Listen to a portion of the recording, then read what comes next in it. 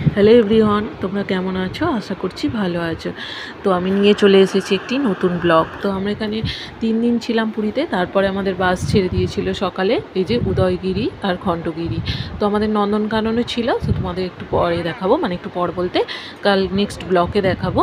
তো আমরা এই যে উঠে পড়েছি খণ্ডগিরির পাহাড়ে। আর এখানে টিকিটের মূল্য ছিল 10 টাকা। 15 বছরের নিচে কোনো মানে টিকিটের মূল্য ছিল না, বড়দেরই একমাত্র টিকিটটা নেওয়া ছিল। তো এই যে আমরা চলে এসেছি খণ্ডগিরিতে। খুব উঁচু উঁচু এখানে উঠছিল আর খুব মেনটেন ব্যবস্থা।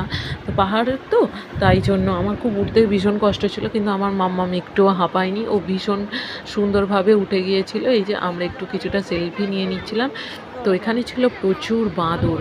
তো আমরা এখানটা একটু ঘুরে, আশেপাশে গুহা ছিল, তো এগুলো দেখে গাছপালা বেশ ভালোই লাগছিল দেখে আমরা গিয়েছিলাম উদয়গিরি। আর ওখানে ছিল বুদ্ধদেবের মূর্তি। এত সুন্দর পাহাড় কেটে যে পাহাড়ের ওপরে সিঁড়ি করে যে এত সুন্দর করা যায় সেগুলো বিরল, মানে যারা করছে তাদেরকে মানে হ্যাটস অফ।